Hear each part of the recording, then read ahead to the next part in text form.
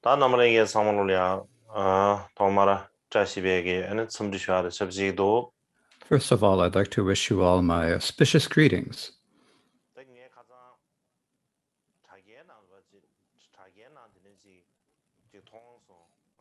I saw this on the internet the other day.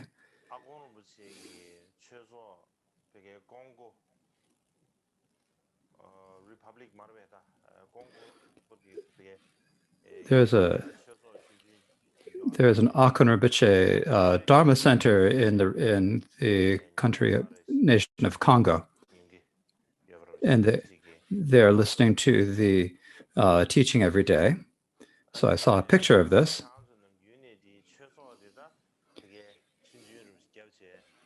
And so you've all, it's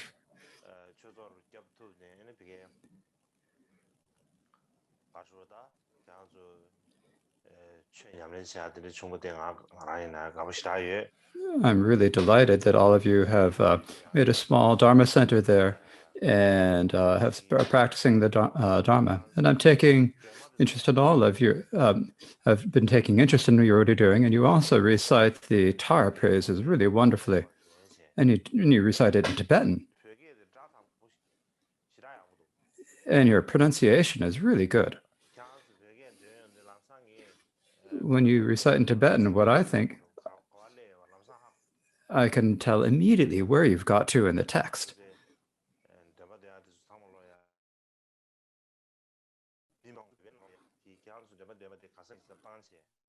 And so a lot of Tibetans are sharing with each other the videos of you reciting, and they praise what you're doing.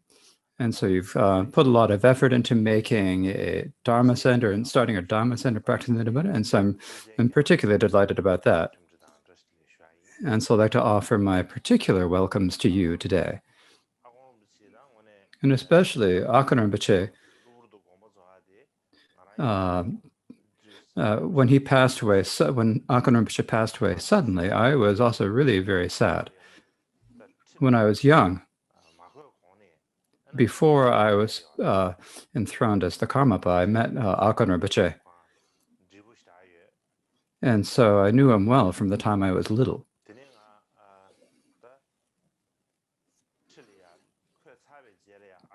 And after I was enthroned, I met Akon Rinpoche a few more times.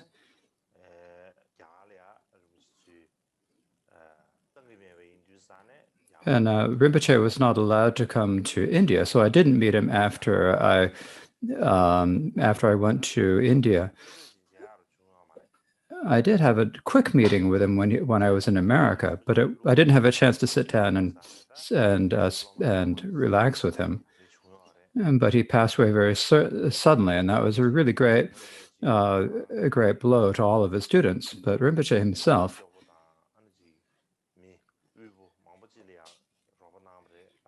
has helped a lot of poor and disadvantaged people. And he helped over 300 schools in Tibet. And so he went a lot of work in Tibet. And it is my responsibility to locate Rinpoche's tulku.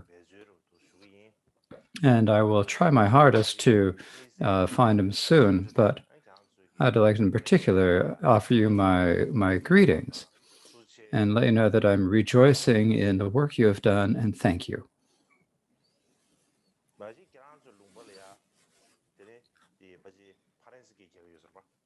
Actually, in your country, you probably mostly speak French, right? And so I should say merci beaucoup. How do you say it? Hard to say.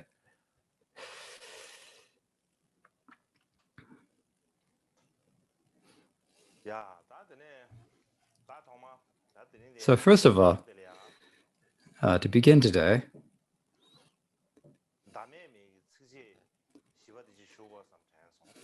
I thought I should begin by explaining the fourth stanza of the praise he searched thoroughly. I go through a stanza every day, and so the fourth stanza of praise he searched thoroughly.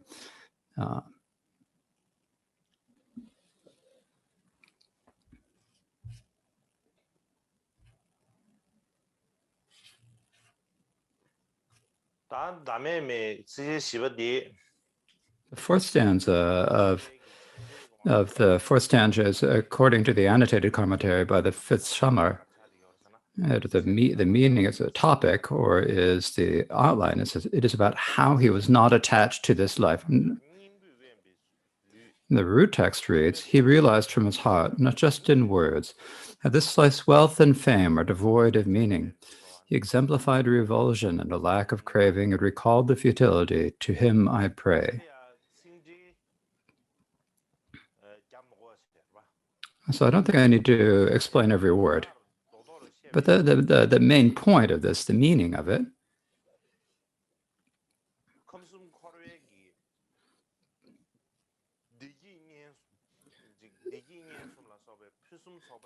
all of the good things, all the happiness and friends and so forth of samsara, the three realms of samsara, whatever they are unnecessary and pointless. And by remembering that, you do not crave or desire them. But instead, you should be content with merely ordinary resources such as food and clothing. This is really very important. Now, this is the same meaning as the fourth good deed that I described yesterday. So one thing I should say, before in the past, someone said,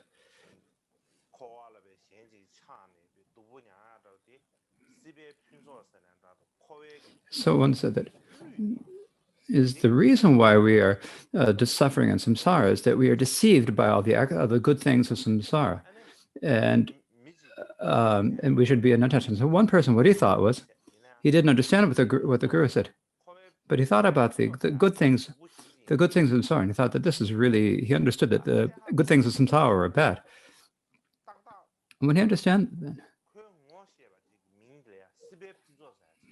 now he had a friend who's named Sipe Punsoko, the same name. And so I said, this is the person who's been giving me problems, this person named Good Things.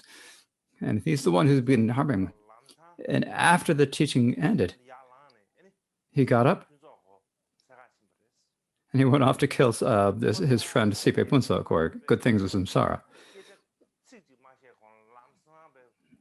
Before he said even a single word to his friend, he punched him and beat him really hard. No, the Good Things of Samsara, this guy names his spirit Samsara. Someone comes up to him comes up and starts beating him. He had no idea what was going on. Later on, he thought, what happened? I didn't do anything, so what happened? Later when he was realizing that this person, he made a mistake. He thought that when he said the Good Things of Samsara, that was a person's name. And thought that there was some sort of good things of samsara outside of himself. So maybe this is like a joke. It's something we can laugh about. But from another point, there's nothing to laugh about. Actually, it's a really serious point that we need to think about. All the problems we have, all the difficulties we have, we think that it comes from from outside of ourselves. We look outside of ourselves. It's the same as the guy as looking for a person named Sipe Punsor, Good Things of Samsara, and beating them. Basically, the root of our suffering, the root of our problems,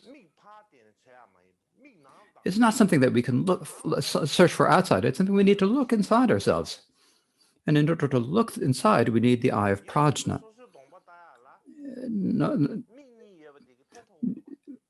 Generally, when we look at something that's right in front of our face, if we want to look at our own face, we can't use our two eyes aren't much help. We have to look in a mirror, otherwise we can't see. In order to see our faults or our actual situation, we need the eyes of prajna. Our physical eyes are not benefit. If we have that eye of prajna, then only then can we see our situation or our problems. And this is something we need to keep in our mind.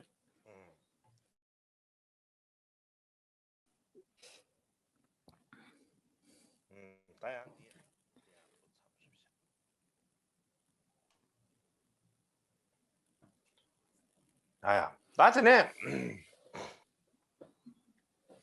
나 가서 봐봐들이야. 안 가자.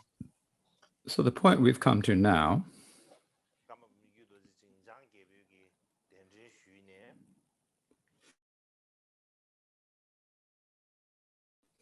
is yesterday we spoke about how the king of Zhang invited Mikyu Dorje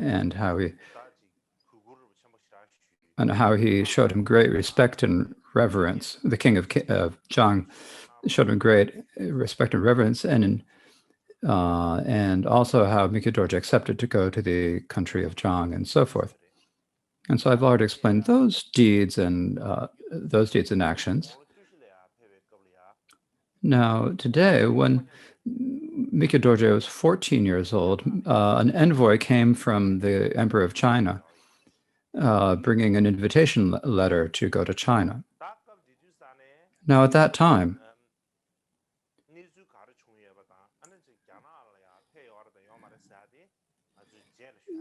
so now the situation at that time and whether he went to China later, I will discuss later.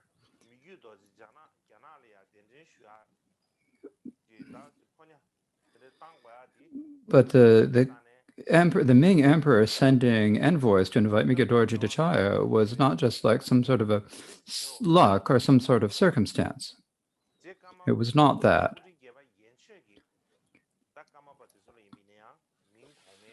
The Ming emperors had also sent decrees and offerings or envoys bearing them to the Karmapas prior to the 8th. In particular, the 5th Karmapa, Deshin Shepa, actually went to China himself. He met the third emperor of the Ming dynasty, the Emperor Yongle, and performed many miraculous deeds.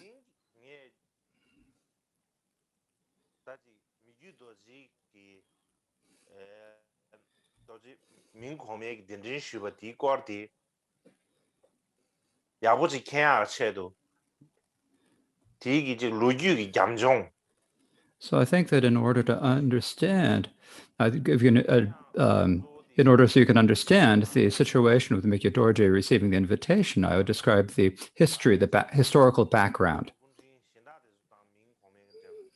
So I thought I should speak in brief about Karmapa Deshin Shekpa's travels to China and the relations between other Karmapas and the Ming emperors.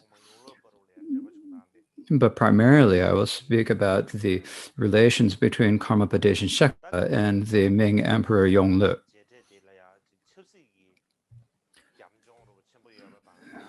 So there are a lot of people who say that the meeting between the Karmapa and the Chinese emperor had a lot of a political background, or some people say that it is related to how the Karmapa was given a title and a rank that would be considered important by most worldly people. But the way it's described in the reliable histories of the Karma Kamsang and the way the pastor, the master, thought about it,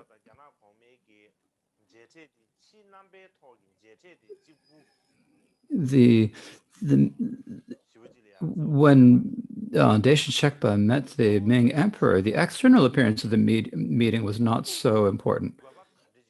Instead of what is in terms of the Dharma, what is the purpose and what was the necessary? And they have a profound understanding of that in Dharmic terms. And so I'd like to take the reliable histories of the Karma Kamsang and the intention of the Karmapas as the basis for my discussion today. Now, so first to give a brief introduction to Karmapa Deshin Shekpa. So I mentioned it earlier. I think if I repeat it, it will not be redundant. So the 5th Karmapa Deshin Shekpa was born in the region of Nyangdam. So this in a place called Nyangdam. Now, where is Nyangdam in terms of in the present day geography?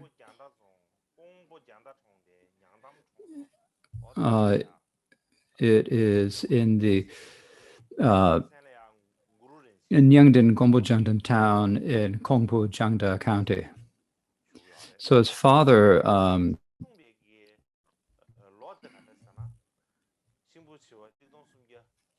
So his father was Guru Rinchen and Barasa, and his mother Barasa Hlaki. He was born in the male woodrat here at sunrise on the 18th day of the 6th lunar month. So I don't need to go through that in too much detail now.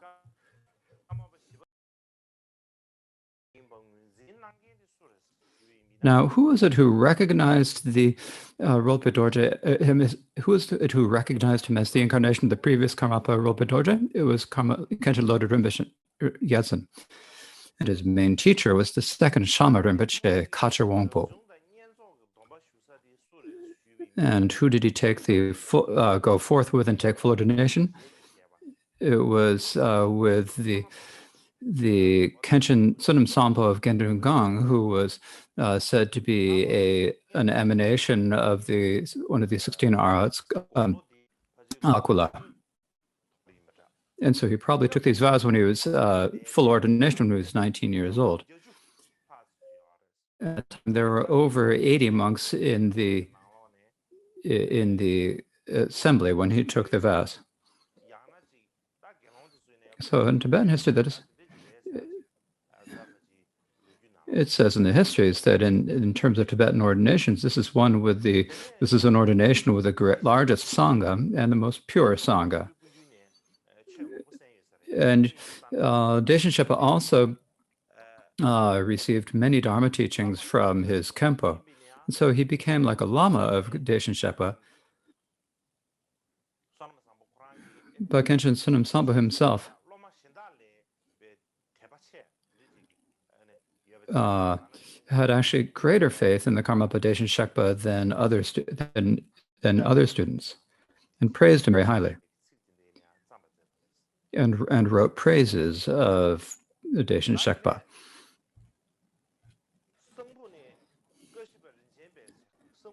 Then Khenchen Rinpoche was invited to the encampment from Sangpo. Now Sangpo, as I mentioned, is the first, I mentioned it the other day, it was the first Shadra. So the glorious Sangpo was like the Tibetan Nalanda. And so there was the Kashipa Rinpoche. So Kashipa, and the Kashipa means that he had 4 words. This means that he had passed the debate exam in 4.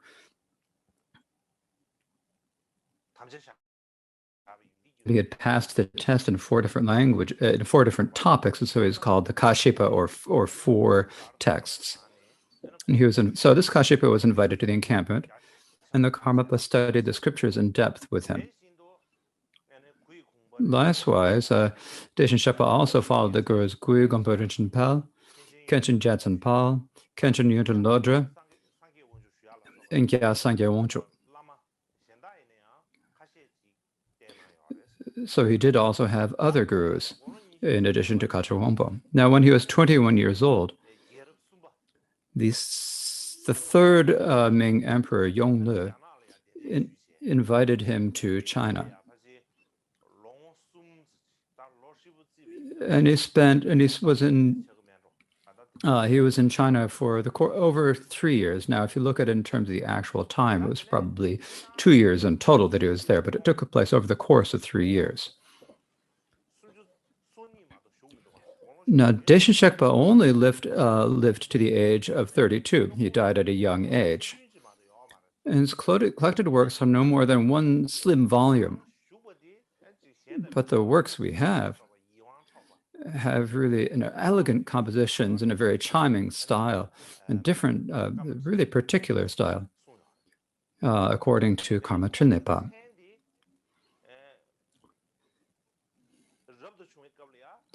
Now, when he went forth, his Khenpo gave him the name Tripal Sangpo. So the Khenpo with whom he went forth gave him that name.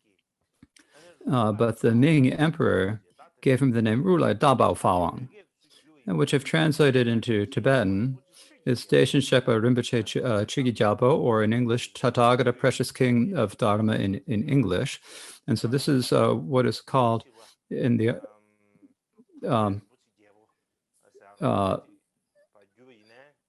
this is how it's described translated in the old translation. Now, you could also translate it as the Deshin Shepa, the king of the true Dharma, but we will take it as it is translated in the old manuscripts. And so that since he's known by the name Deshin Shekpa, and so he became very well known as Deshin Shekpa in China. Now, the year he passed away was the female sheep year in 1415. So 1415 on the 15th day of the 18th lunar month at the Potala Palace. And that is where he passed away. So the Potala, it is the Potala Palace in Lhasa, but it wasn't. But at that time, the Potala Palace was not as large and not as elaborate as the Potala Palace. It was sort of, it was like a retreat place, a solitude place where there were few people. And so that is where he passed away.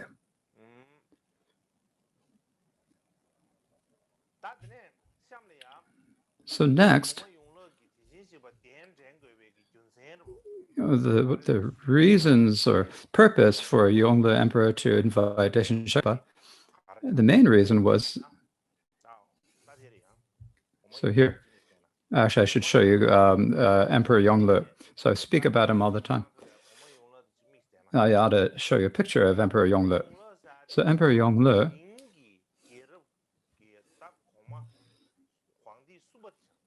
was the third emperor, Huangdi, of the Ming dynasty. His actual name was Zhuoli. Yongle. It was called Yongle in the old manuscripts. And the reason he's called that, it is the name that he was given in the year that he ascended to the throne. It is not his actual name. So on the side there's a larger picture. And so that is an old one that he was written at that was drawn during his time. And this one on the left is a 3-day image made by a computer in contemporary times.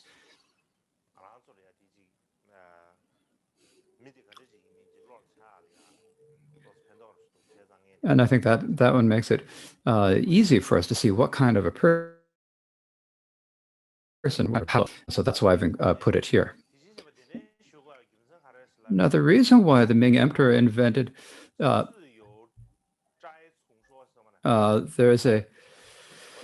reason why the emperor invited him was described in a Chinese manuscript called "The Tales of the Four Brothers," and so what's written in there is that. So last night, I translated it last night. So I can't say that it's 100% right. I was really busy and I rushed through it to translate it last night. So I rushed to translate it last night and this morning, but still, it's like my brain is kind of like is like a tingling. It's like warm or hot. So I don't know that it's actually quite right, but I think that pretty much the meaning is like this.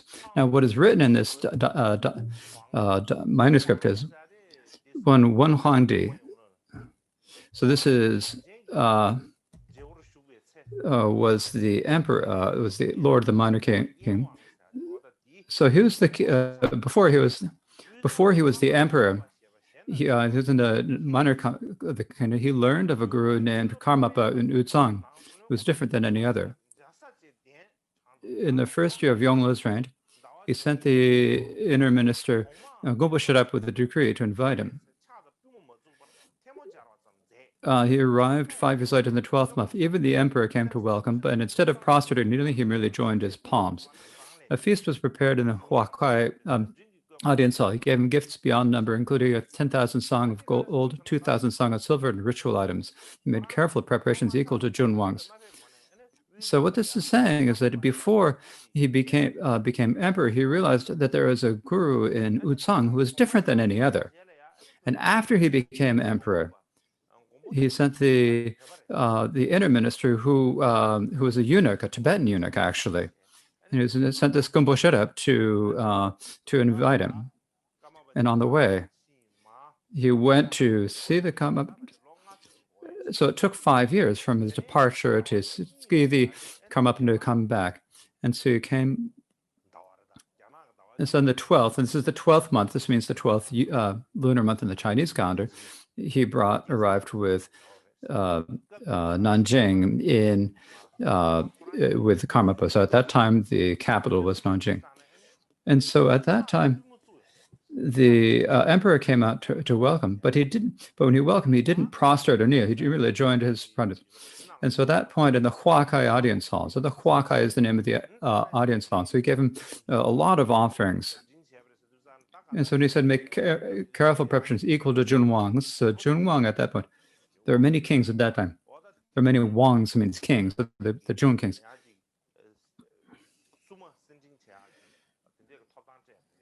And so he gave him the same right for same welcome ceremonies that would be given to a king of the equal of Junwangs.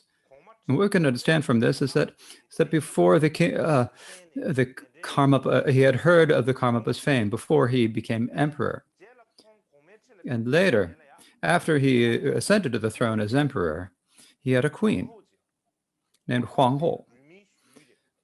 And Huang Ho was she was from the Shu king.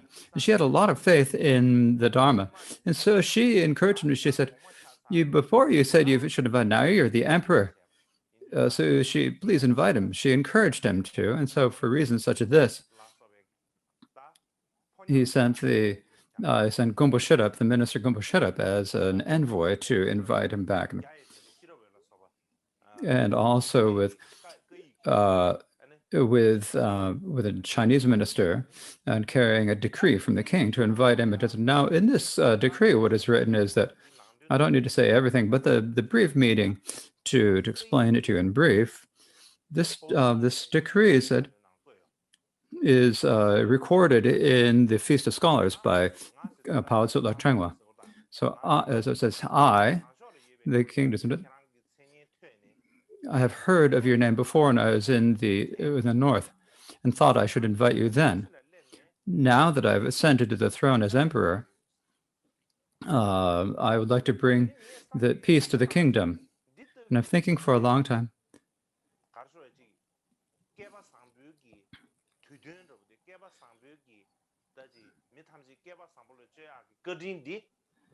And I've thought for a long time that the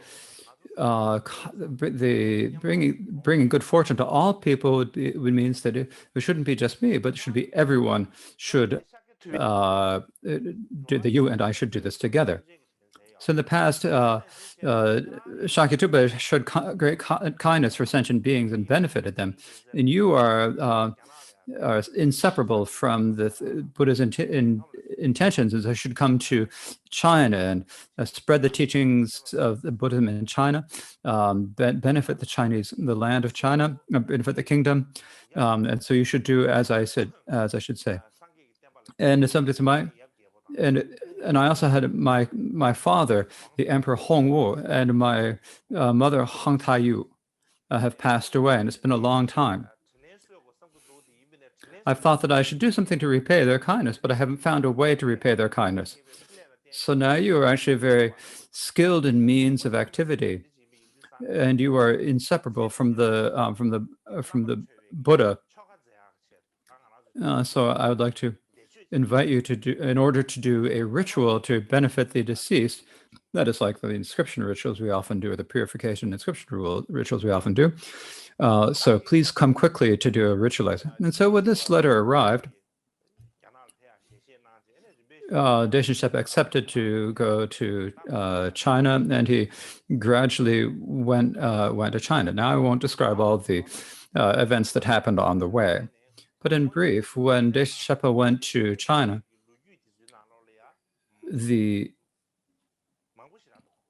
there's quite a lot about the meeting between Deshin Shepa and Yongle in the Chinese history. There are probably over 20,000 words about this in the Chinese histories. This is probably the most that is written about any Tibetan Lama in the old Chinese historical records. During the time of the Yuan dynasty, the Mongol dynasty, the Chujel Papa had done a lot of activity on the benefit of sentient beings in China, and there's not as much about him in there. Likewise, in the Feast of Scholars by Pao Zuo Chengwei, there are very detailed accounts of Dacian Sherpa's trip to see the Chinese emperor. So in brief, in the fire pig year of 1407, on the 12th, the month, the fourth day of the first month in the Tibetan calendar, or in the Chinese, it is in the the 12th month of the fourth year of Yongle's reign. He went to the capital. So this is Nanjing. So at that time, Nanjing was the capital. Nowadays, it is Beijing. So first, at the beginning, the Ming dynasty's capital was Nanjing, and later they moved it to Beijing. So at that time, Dacian Sherpa went to Nanjing. So this the situation of Karmapa Dacian Sherpa the Karmapa arriving in Nanjing really inspired everyone, and so everyone, young and old, male and female, went to look at this. It was like the great show. Now there's a really elaborate welcoming procession for him, and including this were the princes, the sons of the emperors, and also many great people. Not only that, there were Chinese bandes or 10,000 over 10,000 Chinese monks, and over 30 elephants wearing all sorts of different jewels. And so this is the history is recorded in the histories about how Dacian Sherpa was welcomed. Now the meeting between Dacian Sherpa and the Emperor Yongle, at that time, Dacian Sherpa was only 22 or 23 years old, and so it was a very young Tibetan Lama, and the Emperor Yongle was already 47 years old. And so in terms of politics, he had great experience, and that is how he became the emperor. And the other one was this young Lama who was only 23. The other was this very experienced person. Another way of looking at is one was a Dharma leader and one was a political leader. And so during the Yuan or the Mongol dynasty, Dogon Chögyalpapa went and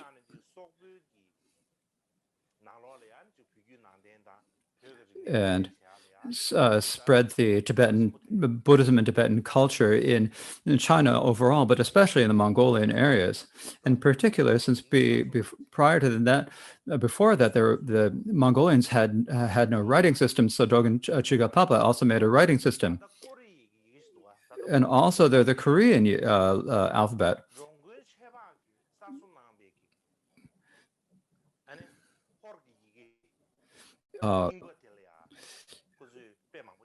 Was an example used. So the Korean writing system used the old Mongolian writing system developed by Chögyalpapa as its basis. And so now the basis of that was actually Tibetan. So there are a lot of connections between them. Now, when Dacian Sherpa went to China,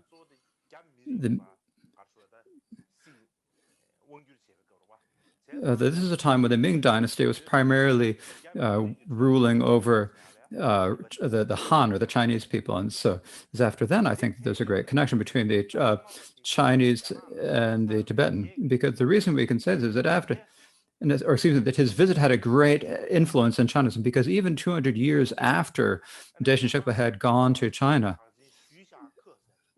there was a Chinese pilgrim named Shusha Ke.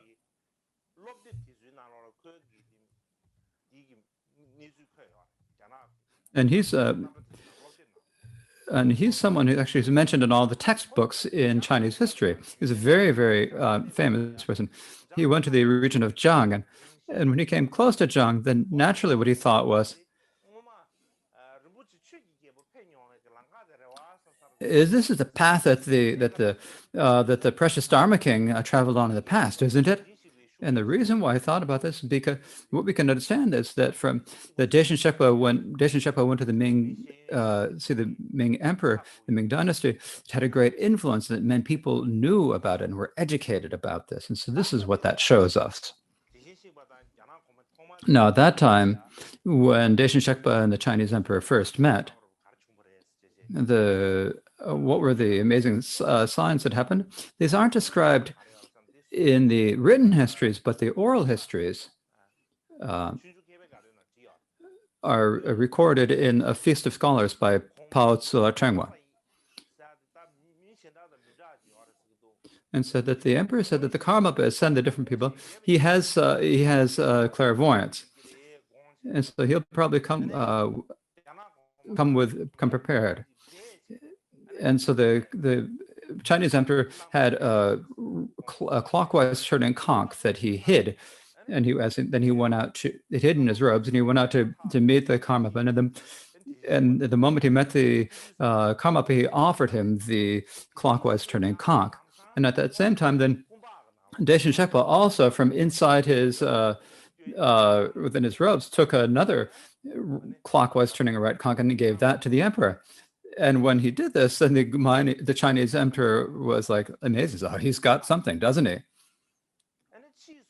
He was like astounded. And so there are these two conchs. There's the one offered by the Chinese emperor, one by the, and so these two were plated in gold, and then once again offered to Daishin Shekpa. So later, these two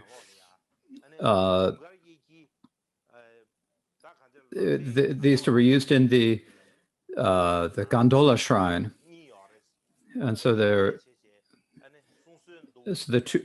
So it said that these were included in the gondola shrine on the right hand of the statue. Now, but this isn't in the written histories, but it is in the oral histories.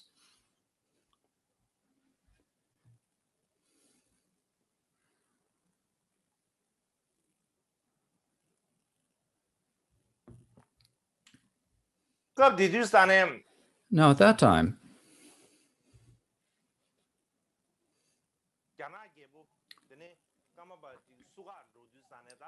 when the Chinese emperor went to welcome the Karmapa wanted to welcome him. See, the ministers tried to stop him, saying that the emperors shouldn't go to welcome people. This is recorded in Chinese history. There's a history called the Da Zhongqi. And so what this says is that on the 6th month, when the Western monk Precious Dharma King came, the emperor thought he should go to welcome. But the minister Sha Yunji tried strenuously to stop him. And Yunji said, this should be done. So if you go and welcome him, this will destroy all the protocols of respect. And then the emperor said, king said to Yunche, prostrate to me. Is you weak? You are. Said the emperor said you have to. Let me give an explanation to that. He said, so what this is saying here, there's a monk coming from us. He's named Precious King of Dharma, and has come to the capital. And so at that time, in the previous, so the emperor thought he should go and welcome him. In that time, the treasurer minister, they called the Zuling, the finance minister, they really insisted that you must not go and welcome, and said this to the emperor. What he said is that these people from outer regions, when they come to the country, they're like just completely surprised or amazed when they come.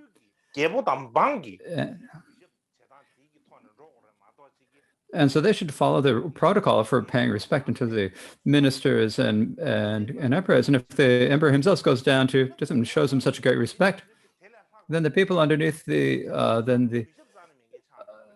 underneath him will have to do even more to that. And so there'd be no way that people can pay such respect. And when the emperor said that, when the emperor was a little bit was a bit upset. And so he said, are you going to do it? So in Hanyu is described. So the Hanyu is an old Chinese history. And something like this, there were different.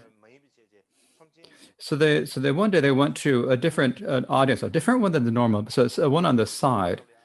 And then when Deshin Shekpa was there, as I said before, I said, the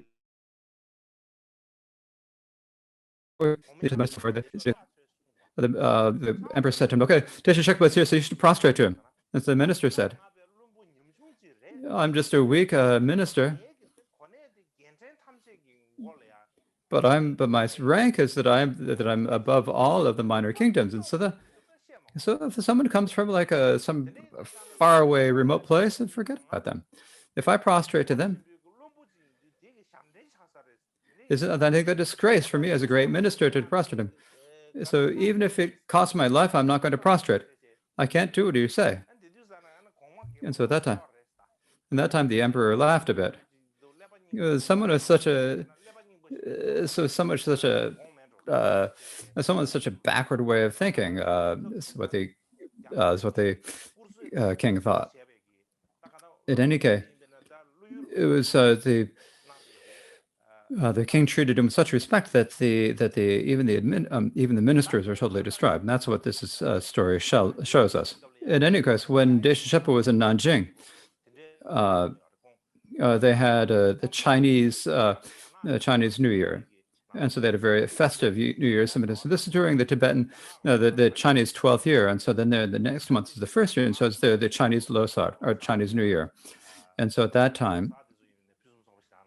They had a very elaborate, excellent New Year's ceremony, in particular and so he showed Deshin Shekpa great respect, and so they put him at the front of the left row. Now this is what we have to talk about, but in China it's different. In Tibet we always we talk about the right row and the left, and we consider the right row as being higher and the left row as being lower. But in China, it's not always like this. But in this time, you need to sit on the restaurant. But so generally, when Chinese protocol, whoever meets the emperor is supposed to prostrate. But during that time, the emperor ordered that not only would Deshin Shekpa not have to prostrate, but even the great lamas in his retinue would not have to prostrate either. And then on the 15th day of the second month, and so now becomes the second month, and from that time on, following the king's order, the primary reason why the emperor had invited the Deshin Shekpa was that his father and mother had passed away, and in order to repay their kindness and so in that time when they first established the Ming dynasty, many people had been killed in the wars, and so also to purify all the obscurations for all of the deceased. And so from the 15th day of the second month, they went to the Lingu Temple. So for his two parents, for the soldiers who died in the mills, and also and all the living people, the Karmapa made the Jiao Jiatso mandala, and then they also had 20 other. They divided the Sangha into 12 groups, and they into 12 and did the rituals. Now there are also 20,000 Chinese monks, and so in brief, there was a very large and elaborate ceremony. Now on the very first day, the emperor himself came, gave offerings to everyone who was doing there, and for each of the 12 different mandalas, just as we offer katas these days, he offered a silken robe to each of them, that the emperor himself offered these to the mandalas.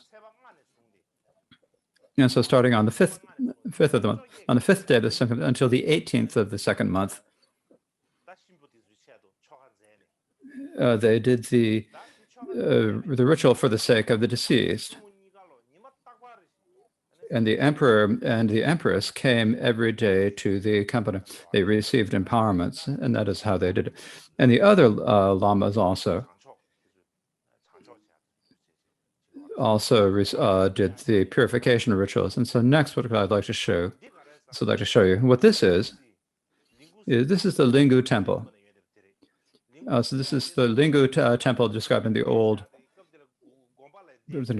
And so that's it. They call the monasteries De. So this is what it is. So Lingu is a monastery. And so this is where Dashika stayed when he was in Nanjing. It seems that he was offered, Dashika was offered this after he left. And so this became a Karmapa monastery. So until later times, this is the Lingu Gompa. And there are also a few Karmapa monasteries at the Wutai Shan, the Wutai Mountain. And there are also some Karmapa monasteries during the Mongol time, the Tatoli and so forth. And so these are all maintained and taken care of by the great encampment. And so there was at that time they recorded it. The members of the great encampment recorded in their histories the monasteries have visited. So at that point, this time we can only see the external thing. We cannot see. But at that time, so now it's not the same. There used to be a stupa inside of it, but it's no longer. Now it is more like a museum. So Deshin Shekpa,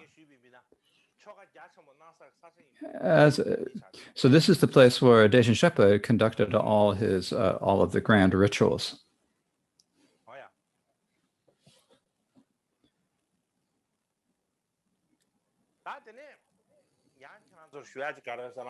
Another thing I'd like to share with you.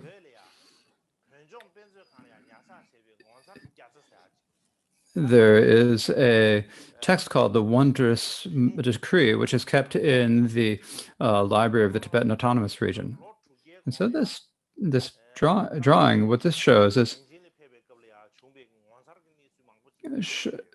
this describes the many wondrous events that occurred when Karmapa Deshin Shekpa visited Nanjing. So those days there was no taking pictures and making videos or anything like that.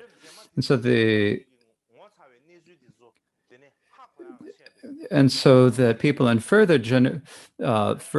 later generations could know about the wondrous events that happened when Deshin Shekpa visited. He took a list of what happened. So he took the list of what happened from the 5th day to the 18th day of the 2nd month, and what happened from the 3rd to the 18th of the 3rd month. And so he wrote all of the events that occurred, and they drew paintings. And so the video I'm showing is not the actual paintings and stuff, but so later I have a painting master from Taiwan, and he took that as an example and he copied it. And so in the painting, the paintings that were described in Chinese and Tibetan and Mongolian and Uyghur and 5 or 6 different letters. Later, when we were copying it, we couldn't find anyone who could write the other alphabets. It's because we couldn't read them. We didn't have the facilities. So my Chinese painting master wrote the Chinese, and I wrote the Tibetan. And so this drawing is probably 50 or 60 meters long, probably 50 meters long.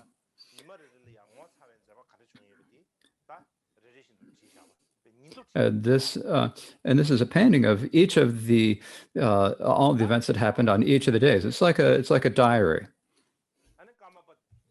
So on the 3rd day of the 2nd month, the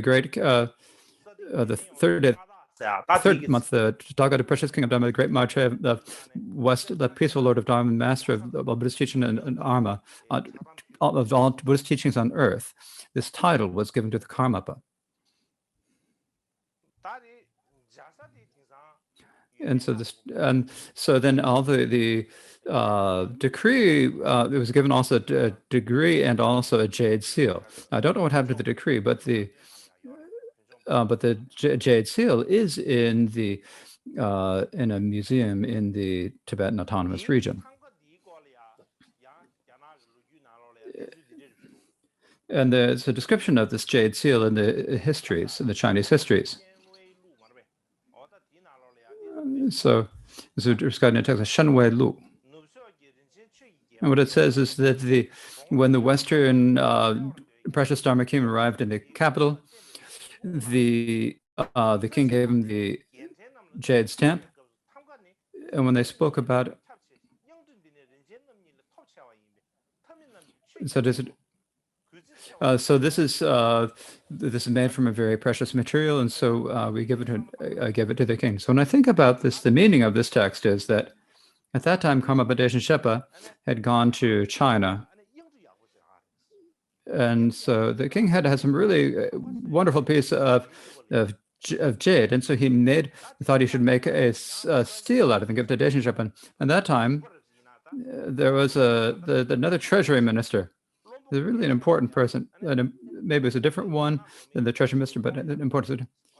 So he showed the emperor this piece of jade, and when the emperor showed this to the minister said that during the times of Nanjing, they primarily made the seals out of gold and silver. Now, there's no tradition of giving out seals made out of jewels because the seals made out of jewels are even higher rank or more valuable than those made out of the gold and silver. If you give them a jade seal, then everyone from these remote outlying countries will come just like Deshin Shekpa and say that you're not treating us as well as you treated Deshin Shekpa, and then they'll make problems for the Chinese emperor. And so many ministers said it to the emperor. I don't need to tell you about all this, but if you give them that sort of a siege, because the emperors, the Chinese emperors, used jade seals, right?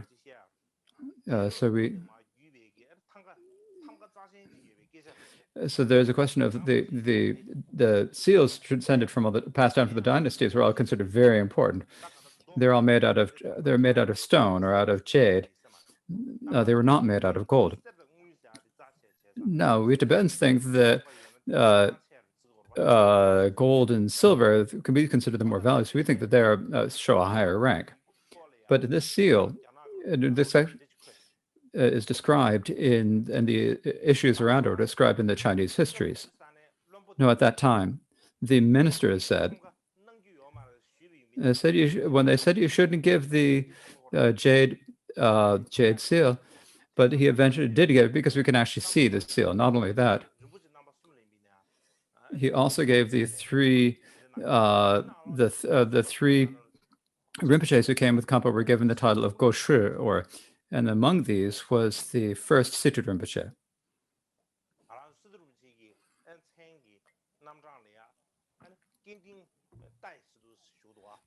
Because one of Situ Rinpoche's names is Kanting Tai Situ, right? So Kanting is like Guanding. So he had a different rank. He had the title of Guanding Goshi. So at that time, the reason it's called Guanding is that the Ming Emperor Yongle gave him that standard, the Guanding Goshi, and so that is the reason why it's called the Kanting Tai Situ. Now, as I mentioned before, at that time, there were many wondrous events that happened. Now, among the many different miraculous events, I used to kind of wonder about this.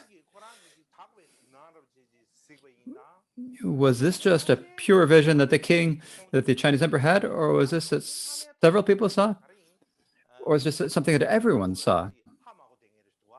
It's like, we just didn't know what it was. But later, when you look at many of the Chinese history, the miraculous events that happened at that time were seen by everyone.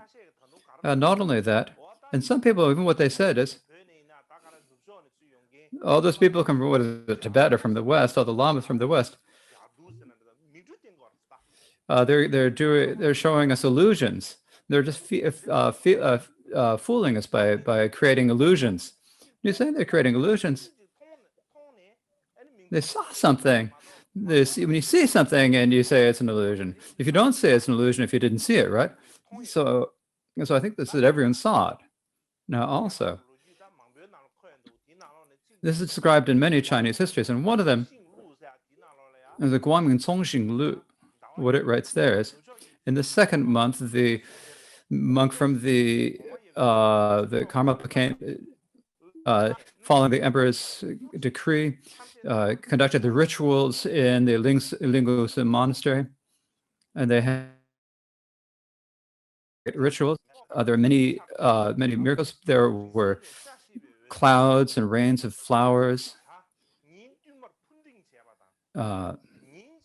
So one day,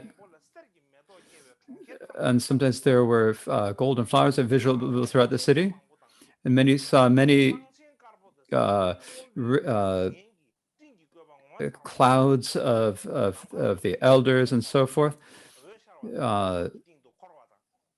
So lights in the sky and so forth. These all good, so that all the ministers so they wrote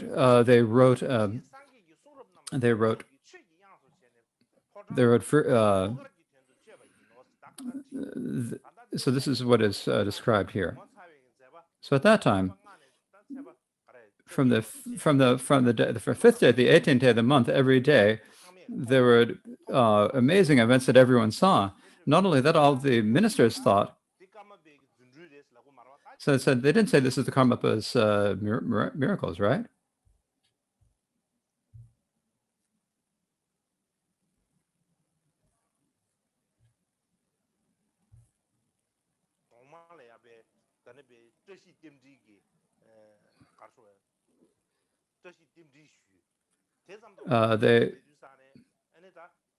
The ministers all said it was very important, very auspicious, and then also some ministers also wrote down a poem talking about the auspicious events, and they offered it to the emperor. And later, they made a Dharma melody, and there was a tradition of singing this melody in the emperor's palace. And so at that time,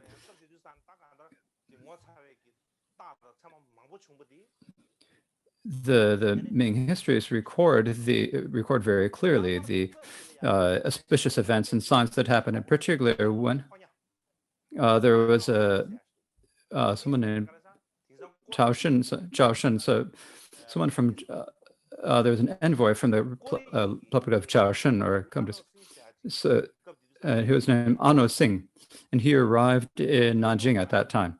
The reason he came at that time is that the Zhao Shen dynasty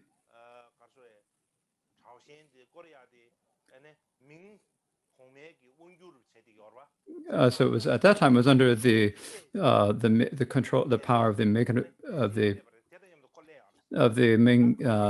dynasty. And so at that point, they sent an envoy to the communists, and so that he described what happened, what did the emperor do, what happened in Nanjing, and he'd send them back to his country.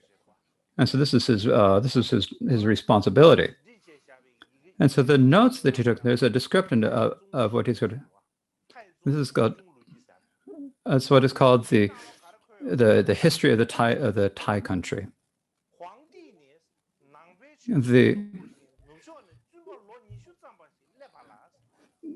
So the 20 the Dharma king and 20 monks came from the west. The king paid great respect to them. And so the living Buddha, he looked like an ordinary person. He liked to eat lamb, but in the day, in the nighttime, he kind of shined with light, but otherwise, he's just like an ordinary person. So we said, so basically, what this is, it is the Huangdi, so the emperor. had great faith in Buddhism, and so in the West. So Tibetan is to the West, and so it's called the West. So a monk who was in his 20s came, and the emperor paid him great respect. And they say he's the living Buddha. And basically, a living Buddha or an emanation of the Buddha, so they call him a living Buddha. And they say call him a living Buddha. But if you look at it, if it's the way he looked at him, when you hear about them, he says there's really no difference between him and an ordinary person. He's probably not a Buddha, living Buddha, is what he's saying.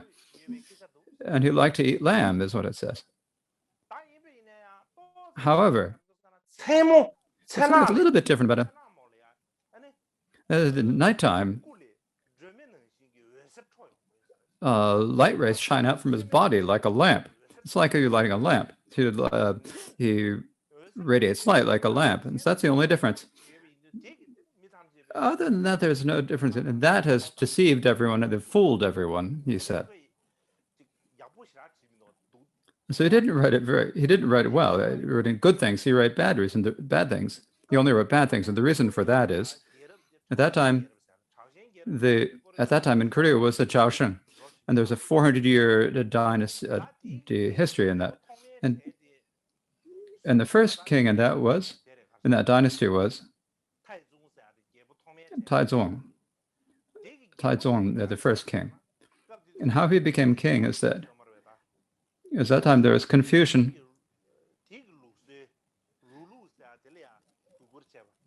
And he became king by respecting the Confucian tradition, and he didn't pay attention to Buddhism, and so Buddhism declined during that time.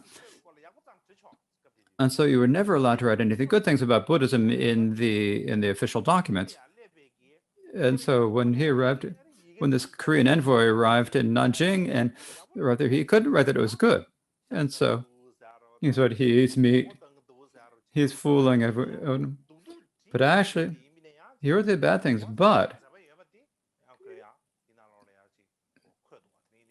he does describe the amazing events that happened. And so that is enough for the moment. And I will continue when we come back. So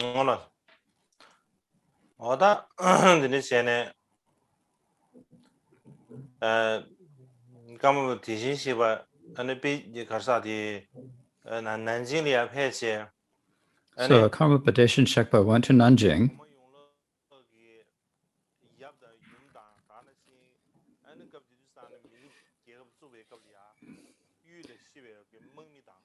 Conducted the rituals on the behalf of the emperor's father and mother, the soldiers who had died in the wars at the time of the establishment of the Ming dynasty, and also for all the deceased.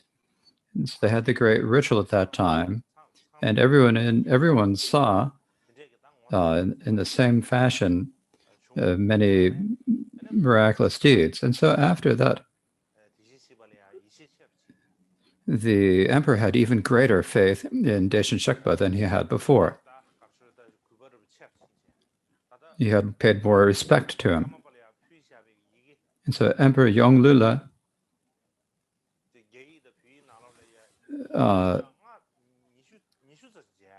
there are 20 different letters from Yongle to Deshin Shekpa in both Chinese and Tibetan. And they're still extant. We can read them. And when you read them,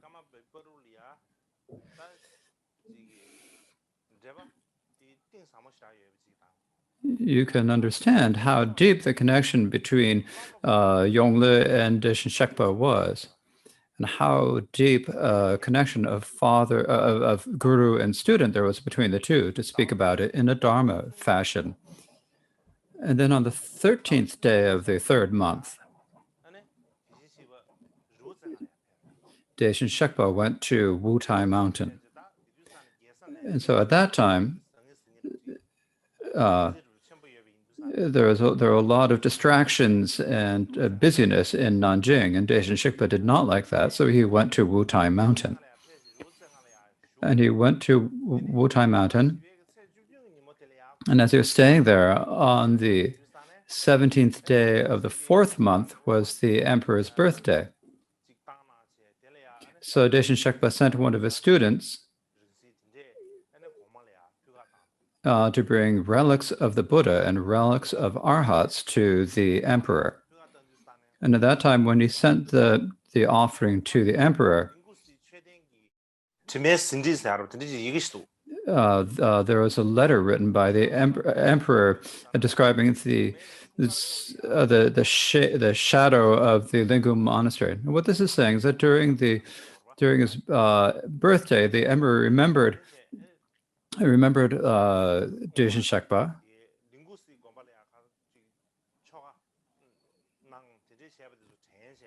and remembered the ceremonies that had been conducted at Lingu Monastery, and he went to there. And so there's a,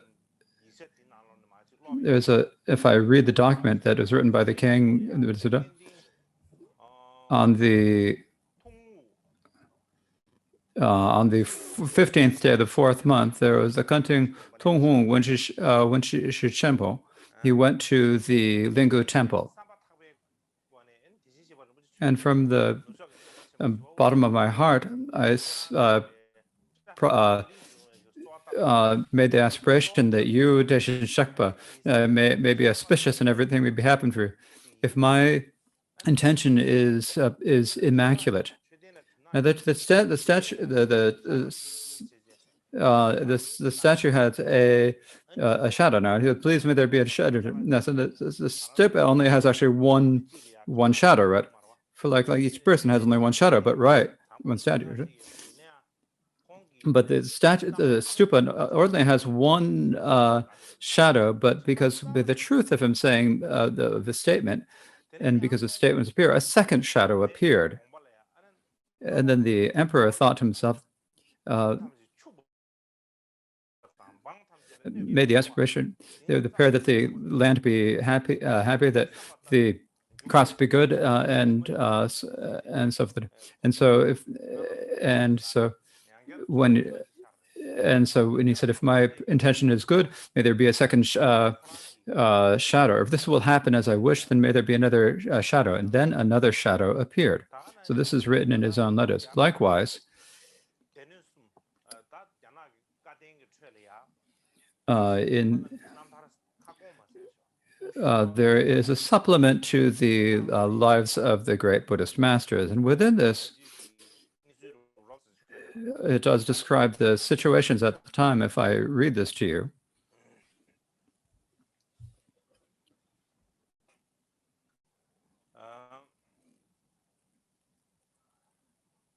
It is. One moment, please.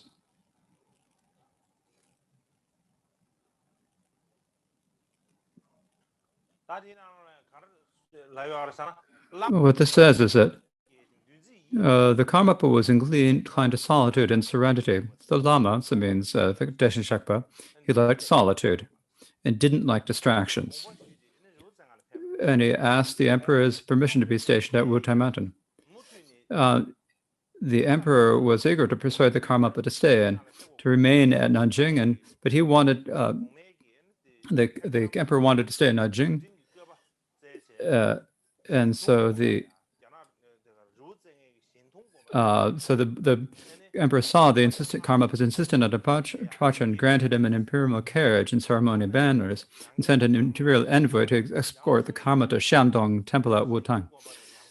And further, the emperor instructed the eunuch Yangshen to renovate the Shandong Temple, in the stupa in which the relics of the Buddha Ashoka were kept. And so this is the advisor. The Shandong monastery was offered to the Karmapa to be his living quarters. Likewise, earlier when the emperor and Karmapa had visited Lingu Temple and had the ceremonies for the deceased, there were all the auspicious signs. And likewise, after the Karmapa had gone to Wutai Mountain, the emperor often thought about the amazing activities of the Karmapa, and always remembered the Karmapa. So he couldn't And so he once again went to the Lingu monastery and he prayed again. And at that time, he even saw even more auspicious signs than he had seen before. And what this shows, I think, in brief, is that the emperor had loving thoughts for the Karmapa in his country. He had the same, he considered both of them the same. And I think that's what it shows. Then later, at this point, there's something I'd like to show you.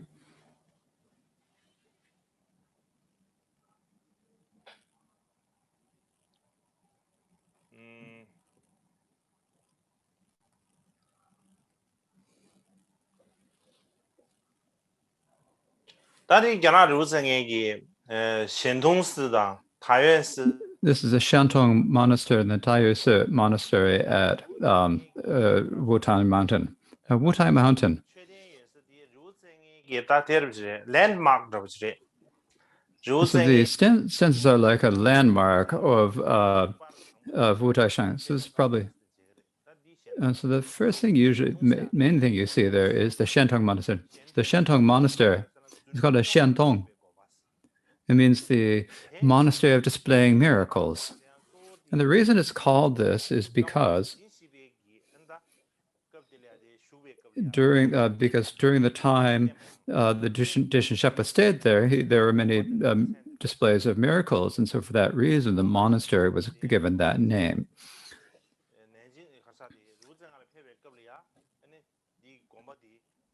In the past, when the Karmapas would go to Deshin Shepa, in the past, this was offered to Deshin Shepa.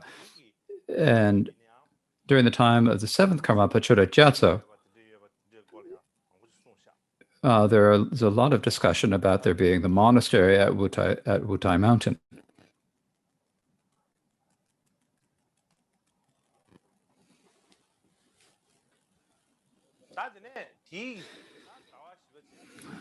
So that was the fourth month, and the next month was the fifth month.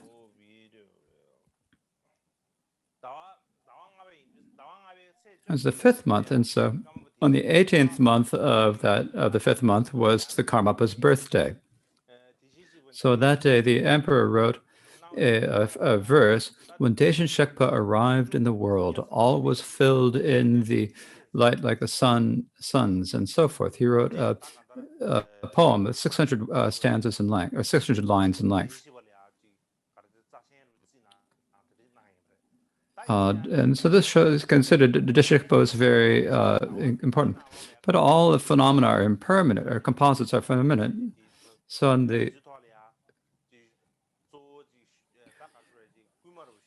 originally, the person who had encouraged was the queen. From the person who first encouraged the emperor to invite the Karmapa was the Queen Shu. And when she passed away, and the queen loved her deeply, and so he immediately sent a messenger to Deshin Shekpa in Wutai Shan and to have him hold a ritual, a funerary rituals on behalf of the queen. And at that time, he said that he would never take another queen. It said that so that after that point, he never took another queen. That queen had great faith in the Dharma. And that queen also had a dream. And in the dream, she saw Avalokiteshvara. And Avalokiteshvara was writing a sutra. And when she woke up, she could remember it very clear, and she'd written it down. And later, she showed it to Deshin Shekpa to see whether it was authentic or not. And when Deshin Shekpa said, he said, "This is very good." And so, as a memorial for the queen, the emperor printed many copies of the sutra that the queen had heard Avalokiteshvara saying in her dream. Likewise, in our Karma Kagyu lineage, one important situation is that the king had a copy of the Kanjur brought to China and had it printed in a woodblock edition. And this is what we call the Yongle Kanjur, the Yongle collected works of the Buddha. So this is the first Tibetan edition of the words of the Buddha in Tibetan, as scholars say. Now the woodblocks are no longer there, but part of it is still in Tibet, in Floramba. So the Yongle Kanjur, the Yongle collected words of the Buddha,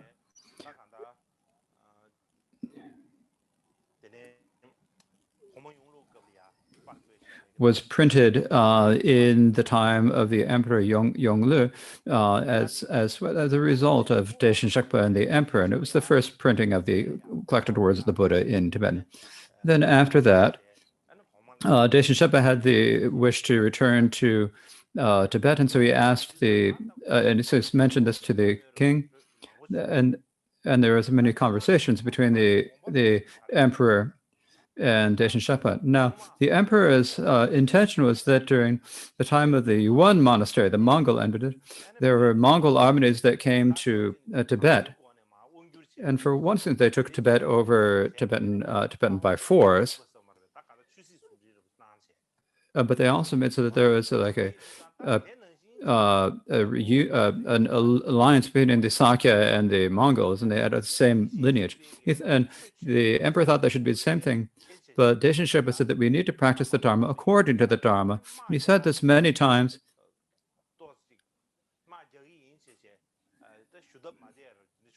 And he felt uncomfortable saying when the emperor said that they should wage war. But in the end,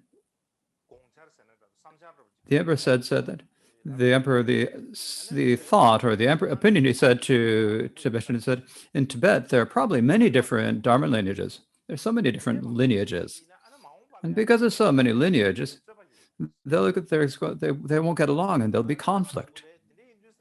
There will be conflict, and so if I actually sent an army, you wouldn't be pleased, right? So we'll have to do something. And so I've made these offerings, and so there's among them. There's also there's like a golden roofed. It's like the pagoda-shaped roof, right? And I think this pagoda roof, we can make it. These are made in small parts. So they're made in different small parts. So we need to bring them to Tibet. And so then together we send horsemen and to send a few soldiers with them. Not a citizen, but we need to bring things, and we need to deliver the things and send an army along with it. And then behind the Karmapa, each person would have a piece of the pagoda pagoda roof. We can bring there, and then the kings will. And once they've arrived there, they can help you. And so then all of the Dharma lineages will have to follow yours. So you'd have a single Dharma lineage. If you have too many lineages, then in the future you'll have conflict. And then once you have every lineage, all the lineages make them all into one. Tibet is a large region.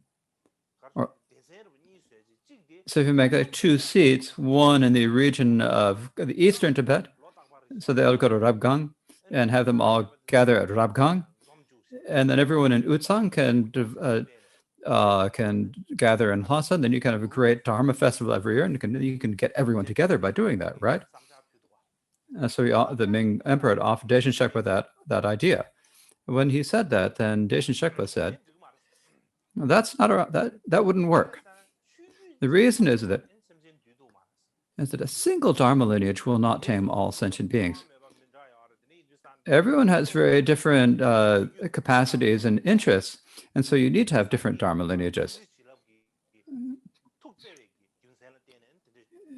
And this happened because of the great compassion of the Buddha.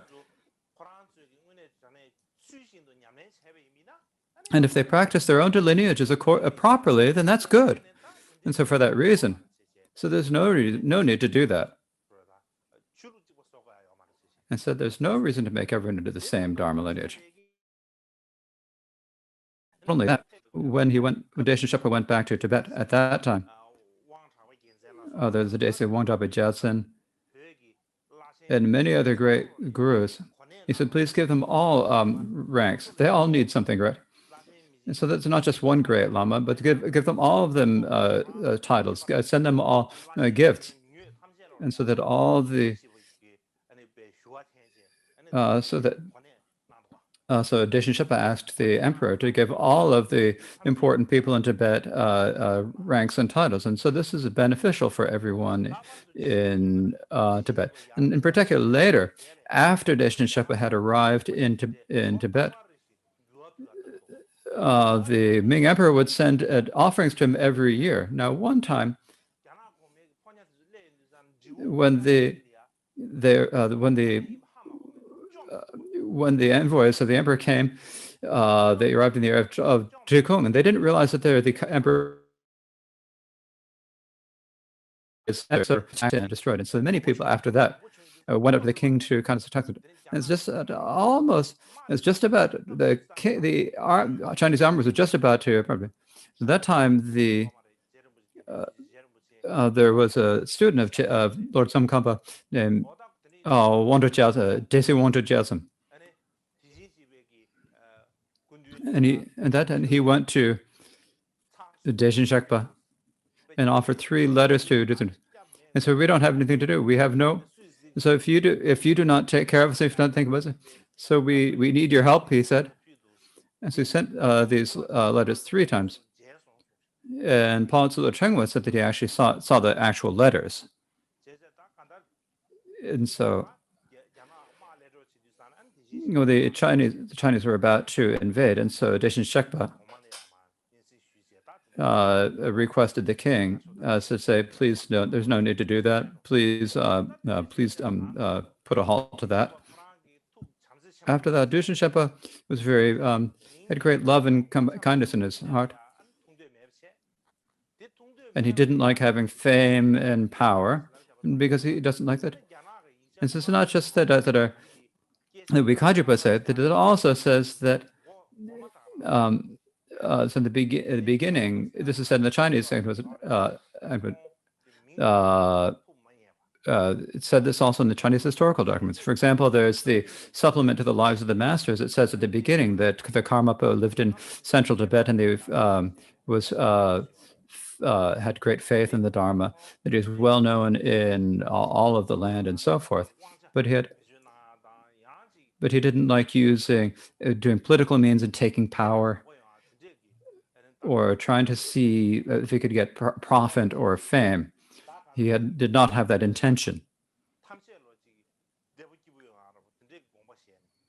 And his intention was to bring happiness and peace to everyone. And so for that reason, Karmapa Deshe Shepa,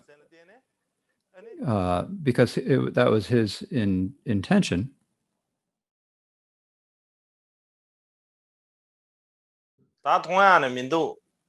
So he can't see me. You can hear my voice, but not see my face. This is like it's said in the Sukhavati prayer by Kamala Chakme, right?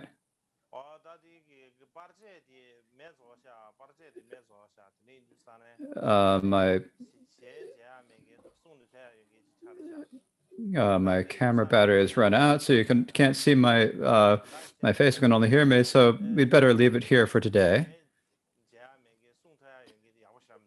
So it's not so good if you can only hear my voice and not see my face. So I think it's better to leave it here.